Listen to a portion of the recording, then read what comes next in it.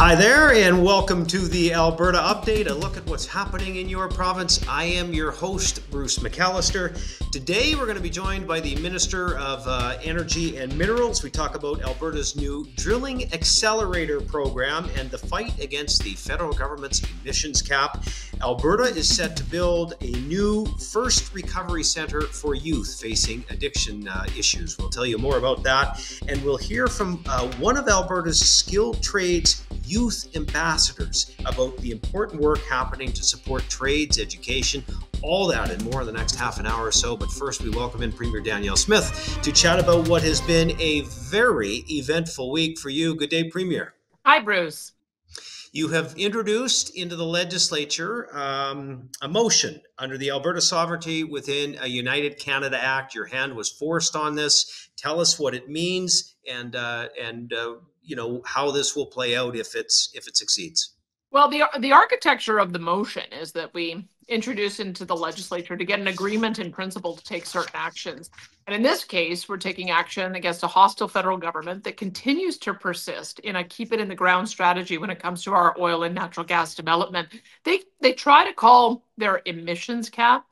They try to say it's about emissions. It's not. It's about capping production. And they often slip and talk about how we're going to have the last barrel of oil produced, or how we're going to phase out production, or they sign on to international agreements that talk about ending fossil fuels. So it's very clear the direction that they're going. We have a totally different approach. We believe that we need to reduce emissions, not production. In fact, I want to see a doubling of oil and gas production, especially now with developments in the United States. We know that they're looking towards more energy security, and we can provide that. But the Sovereignty Act has several key elements to be able to push back against the federal government. I think the most important elements are that we are going to declare all of our oil and gas sites to be critical infrastructure. You're going to have to get a provincial permit to go onto those sites. Those sites are licensed by us because they're developing our resource on our behalf. And so they are going to be required to submit emissions data to us first, and then we will report that publicly. And then finally, we'll be taking our product in kind, bitumen in kind, oil in kind, and natural gas in kind, in order to be able to go out internationally and sign our own agreements with those in the world who want our products. So those are the ways in which we are using some of the old mechanisms that were drafted in the Peter Lougheed days to be able to make them fit for purpose for today. Well, you've read my mind. I was just going to mention former Premier Peter Lougheed. I think historians will know, and certainly you would, the last time we had a fight like this with Ottawa, we know what former Premier Peter Lougheed had to do, and that was with Justin Trudeau's father, Pierre. It just seems like you're using every every weapon that you have at your disposal here to push back against the federal government. We have to. I mean, this Alberta Petroleum Marketing Agency was set up in 1973 when you're exactly right. We did face yet another hostile federal government that was trying to not only take over our resources, but take over the dollars associated with it. This new Trudeau wants to quash our development altogether, which not only would have a major impact on our province and our producers, but it would have a major impact on all of Canada. And we're just simply not going to let that happen. We've been trying to negotiate with them for the last 2 years. My very first conversation with Justin Trudeau talked about aligning around reducing emissions and achieving a 2050 target. We keep on having letters and meetings and joint tables. And at the end, they haven't budged. They continue to persist in this approach. So negotiating is done, and the collaboration on this is done. Now we're going to defend our rights under our Constitution. Well, I've heard you say you tried the carrot. Now it's time for the stick, and it sure seems like most Albertans are behind you on it. But good luck with all of that. Listen, you've got another challenge on your hands from the United States, and he's not even in office yet. President-elect Donald Trump is making some major moves, including announcing a 25% tariff coming on Canada and Mexico if they don't get their borders under control. You would probably agree with him that there are issues at the borders, but how do we respond to what he's saying? A couple of things I'd say. I mean, the Trump administration is very, very clear about the things that are causing irritation in the current partnership that we have with them. They don't want China to be used as a backdoor to get products sold in for cheap into the United States. They do not want illegal migrants coming across the border. They do not want illegal fentanyl coming across the border. And if they want us to be respected when it comes to our partnership, we have to be a true partner in national defense and at a bare minimum meet the 2% NATO target. So when I look at those four things, those are things we should do. It's not that we need to do them because it was raised by the Trump administration. We should do them because they're the right thing to do. We shouldn't also want China to hollow out our manufacturing sector by playing with a different set of rules. We should also want to address fentanyl so our people are not dying on the street. We should also address the problem of illegal immigration so that we're not putting undue pressure on housing prices and on our social supports. And for the point of national pride, we should be an equal partner or at least a proportionate partner in worldwide national defense. And so I would say that these are the things that the federal government has gone on the wrong direction for the last number of years. This is a course correction moment, and that's the message that I'll be taking to the Premier's table when we do meet, so that we can all try to get on the same page about what a Team Canada approach means. Absolutely. Listen, this might be a bit premature, but I've got to ask you anyway. There's so many people impacted in Alberta in the energy sector, and every sector is important, but some are already wondering and asking, will it be possible to discuss maybe an energy carve-out to what is proposed? Are these things on your agenda? Well, I think that an energy carve-out is probably the most likely scenario. If we're not able to make movement on all of the other products, then I would say that an energy carve-out is probably the best case that we could make. We know that the Americans have also said they want to bring gasoline and diesel prices down. One of the best ways to do it is to rely on a reliable partner. That's Canada. We already have the egress. We have the ability to build more. They've got Gulf Coast refineries that are built for purpose, have been retooled to accept our heavy oil. And my understanding is their strategic oil reserve needs a combination of the oil they produce, which is sweet, and the heavier grades that we produce. So I think we've got a very strong argument to be made. But I have to be perfectly clear that the federal government cannot go to the table and say, we want to be your partner in energy security and energy affordability, while they have a keep it in the ground policy at home with an emissions cap and with punitive carbon taxes that are going to increase the price of crude as well as decrease the availability. That makes no sense. We need to have a coherent approach at the table, which is why we are calling the federal government out on this. We are happy to be at the table in leading with energy because we do think that that is the place where potentially we can get a breakthrough. But we are also working in Alberta's interest to use all of the points of contact that we have with our American counterparts to make that message known that we are here, we're your best friend, we're here to help. You know, if I had a Christmas wish list, Premier, at the top of that list would be for you to have a meeting with the U.S. administration and carry our message as opposed to the Prime Minister. I don't know if that's on the table or a possibility, but I'm sure you're exploring that opportunity to meet with U.S. officials. Well, you know what I would say? The advice that I've been given, and I've been talking to a lot of people about this who have had experiences with the Trump administration and with the US in general, is that they do have a very decentralized model of decision making. The power isn't all concentrated in the hands of the White House. They have a Congress that's split between senators and House of Representatives. They've got strong governors. They also have a large number of industry interests that also have their own relationships. And so the best thing that we can do, I think, as a country is to reach out to all of our friends to be able to make that case about why it is we need to maintain this strong relationship. So I will certainly be doing that. I understand that the principal relationship that happens at the negotiating table is nation to nation, but I think there's a lot that Alberta can do to make sure that our story is known and our ability to be able to help the Americans achieve our collective interests is also supported in this province. Yeah, well said. Thanks for this, Premier, and we will see you again soon. You bet. Thanks, Bruce.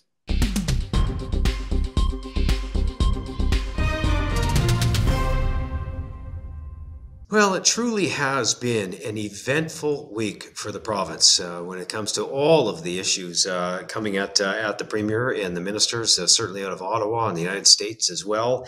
As we just heard from the Premier, Alberta is taking steps to fight back against most of this. Well, one of the ministers responsible is joining us now on the Alberta Update to talk more about it as well. There's the Minister of Energy and Minerals, Brian Jean. Mr. Jean, always good to see you. Thanks for coming by. Great to be here. Thanks for inviting me. So much to talk to you about. Look, you've been calling on the feds to scrap this emissions cap for some time. I'm sure most people have seen those ads, the billboards that you put up. What's the response been to those, and what is the latest on this from your front?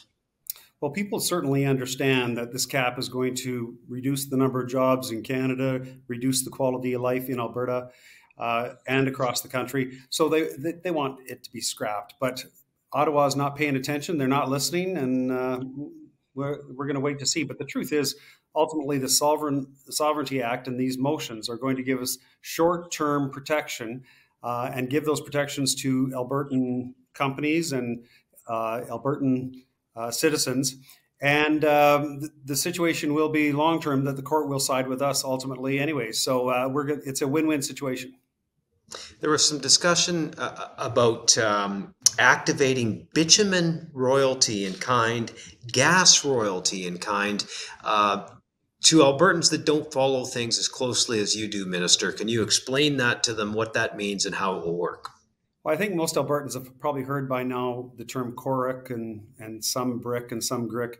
What it is it's royalties in kind. So right now, most of our royalties are received by way of a cash transfer. This is going to enable the APMC, the Alberta Petroleum Marketing Corporation, to actually market bitumen oil. And instead of getting cash, or instead of expecting cash, we will be able to market our own bitumen, which will give us a number of advantages, truly some great advantages, especially in relation to making sure that egress is encouraged and the differential is narrowed. Listen, this week you also you really have been busy. I know you always are, but this week you stood with Justice Minister Mickey Amery and presented some opposition to the Impact Assessment Act. Has there been any movement there from the feds? Do you expect any? You know, governments move slowly and courts move even slower. It's going to take some time. We have to see, first of all, what the reaction and the final decision by the Liberal government in a number of different areas in relation to legislation and regulations.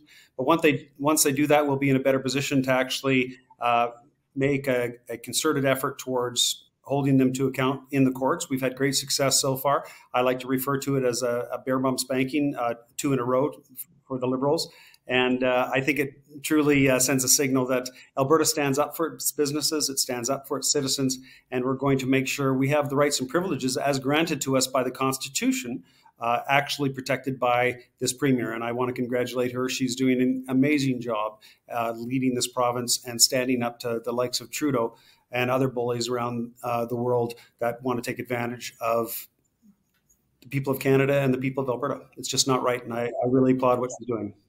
That's it. You both are, for that matter. I mean, I heard you both say you tried the carrot. Now it's time for the stick.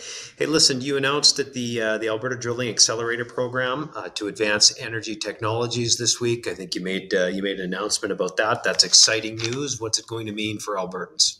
Well, first of all, Albertans should know that that money is coming from the TIER program, and it is a private-public partnership. But the TIER money is actually contributed by the major emitters trying to find solutions going forward on emissions and emissions control. In particular, this one is going to give us an opportunity to become better experts at drilling. We're going to go through hard rock. We're experts at different places around the world on drilling, but in this particular case, we're going to go deeper and we're going to go through tougher stuff than we ever have before and learn how to do it better. And there's a major partnership, major companies that have partnerships with us in this drilling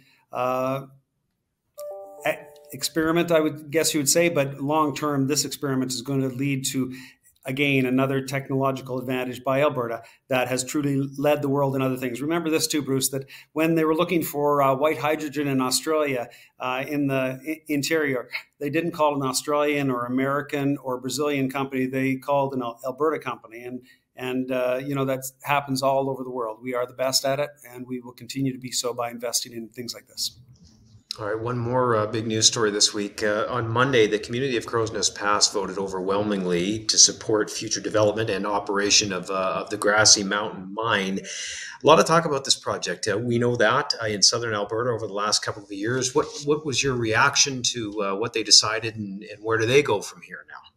Well, like you, Bruce, I'm a big believer in democratic rights and the opportunity for people to have free speech and the rule of law applied to them. And I was very pleased to see that they came forward with that result, which was a higher plurality or a higher amount of voters came out, voter turnout, than I think came out in the last provincial and municipal election, if I'm not wrong.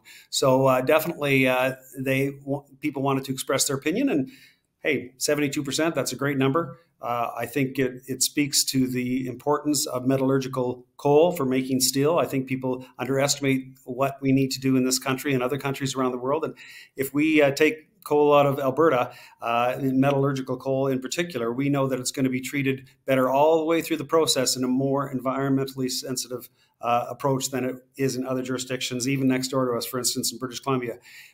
You know, we have been technological giants here in Alberta in relation to what we do in oil and gas, what we do in other types of mining and exploring, and we will do the same thing in coal. Anything that's done will be to the highest standards in the world, and we will not compromise water safety or people or animal safety.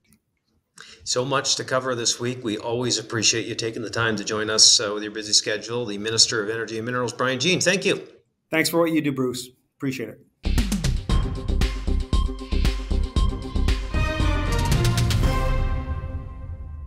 Well, recognizing the impact of addiction on youth, Alberta's government is investing $23 million to develop a new recovery community specifically for Alberta's youth.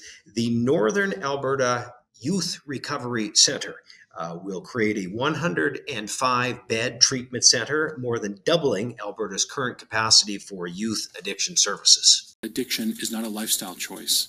It is a tragic situation that is something that can be treated, that one can recover from. And as I said before, every single Albertan, especially our children, deserve an opportunity at recovery if they suffer from the deadly disease of addiction. Our government will not give up on our kids.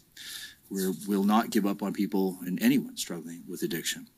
There's always going to be hope, and that's why we have a world-renowned oriented system of care known as the Alberta Recovery Model. As Minister of Infrastructure Pete Guthrie explains, the Youth Recovery Centre will be built by repurposing part of the Edmonton Young Offender Centre, reducing costs and construction time. This new facility will provide a dedicated recovery community with additional mental health and addiction services for youth up to the age of 18. Of course, the new centre will have its own separate entrance and will operate independently from the Corrections Centre. Our design will provide a welcoming and open environment to help youth and their families feel at home while in the facility. Construction is set to start in the spring, and the youth recovery community is expected to open in 2026, helping up to 300 young Albertans each year. Well, teaching financial literacy is a top priority for the Alberta government and Alberta's education minister. The province's upgraded K-6 curriculum now places a stronger focus on critical life skills like saving, budgeting, investing, and making sound financial decisions, essential tools for students as they transition into adulthood.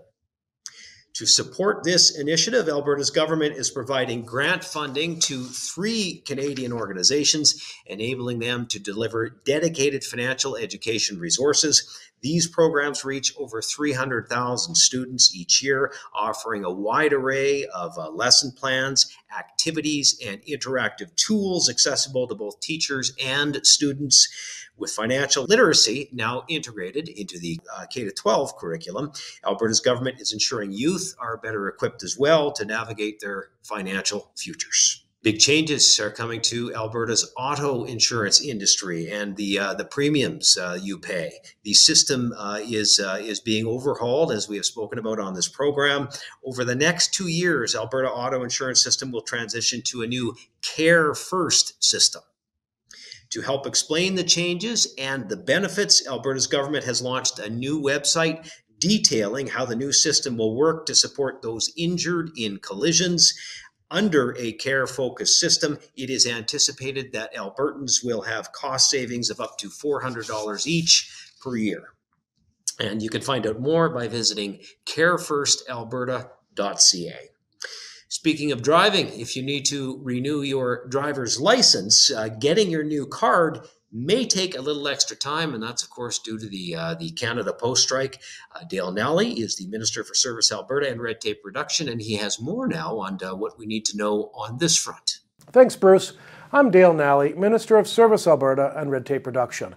As you may be aware, Canada Post workers initiated a strike on Friday, November 15th, resulting in a disruption to mail services across the country. In response, our team at Service Alberta and Red Tape Reduction has activated a contingency plan to ensure that critical government mail continues to reach those who need it the most. Our priority is to maintain the delivery of critical mail. So we have implemented some easy processes to ensure that your important items are distributed promptly and effectively. Government offices across the province will remain open to accept outgoing mail, ensuring it is processed and directed to the most appropriate destination. Non-critical mail, however, will be securely held by the originating department until normal Canada Post services resume. This is to maintain efficiency while focusing resources on delivering essential items. Thank you for your understanding and patience as we navigate this temporary disruption.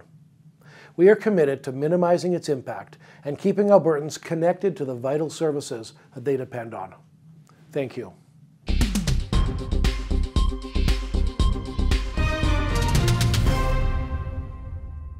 Alberta is putting a spotlight on highly skilled trades and the creation of the Skilled Trades Youth Ambassadors Advisory Council, launched by the Ministry of Advanced Education earlier this year.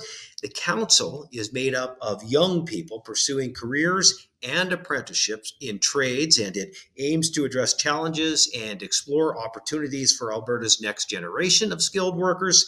One ambassador that we spoke with, Natalie Roseberry, who is a plumber and a gas fitter, shares how mentorship and sponsorship have been key to her success, underscoring their importance in building careers and honing in trade skills.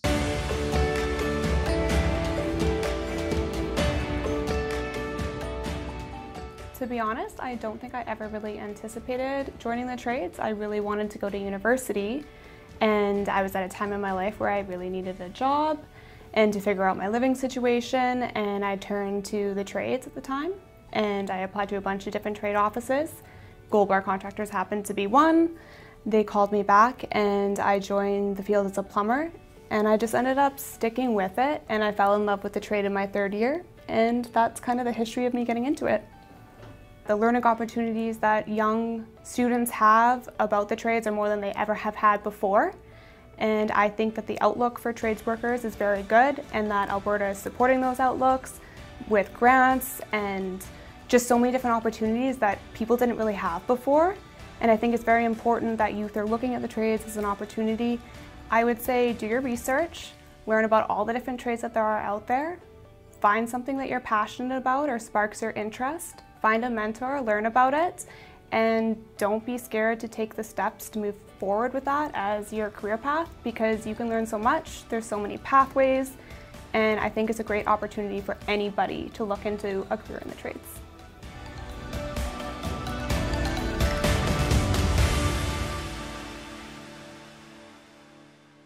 This summer, tens of thousands of Albertans and visitors from around the world came out to experience Alberta's parks. With the weather changing and winter knocking on the door. Well, I guess it's more the knocking given the weather out there right now. But Minister of Forestry and Parks Todd Loewen wants to remind us all that there are plenty of opportunities to get out and enjoy Alberta's natural wonders all year round.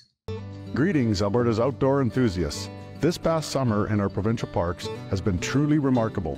One of the highlights was the opening of Cluskin Hills Provincial Park, offering a new opportunity near Grand Prairie for everyone to explore. We've also undertaken revitalization efforts at popular locations. Crescent Falls and Etherington Creek, for example, have reopened with enhancements that invite more visitors to enjoy these natural wonders. Our dedicated team at Alberta Parks has conducted over 3,000 educational programs, enriching the knowledge and experiences of visitors of all ages across our province. Credit must also go to our park rangers who've engaged with tens of thousands of people, ensuring our parks remain safe and enjoyable for all. We've also introduced a more intuitive reservation platform where you can now easily reserve campsites, book tours, and much more. With autumn upon us, the parks transform into a different kind of wonderland. For those interested in exploring the parks during fall or planning ahead for winter, I encourage you to visit albertaparks.ca. It's your gateway to discovering more about how you can continue to engage with Alberta's natural beauty. Our parks are here for you to enjoy year-round. And that does it for this episode of the Alberta Update, a first-hand look at what is going on in your province and what your government is up to. We bring you these weekly when the legislature is sitting, although this is likely the last Alberta Update before a bit of a Christmas break. And then, of course, we will have a longer segment, a year-end interview with the Premier, and we'll discuss all that's happened this past year and her take on it, and maybe a look at where the government is going as they head into the next year as well. So thank you for joining us this week, as we thank you every week. Reminder, you can find us on YouTube or on the social media channels as well, and we'll see you again next time for our year-end review with the Premier. So long.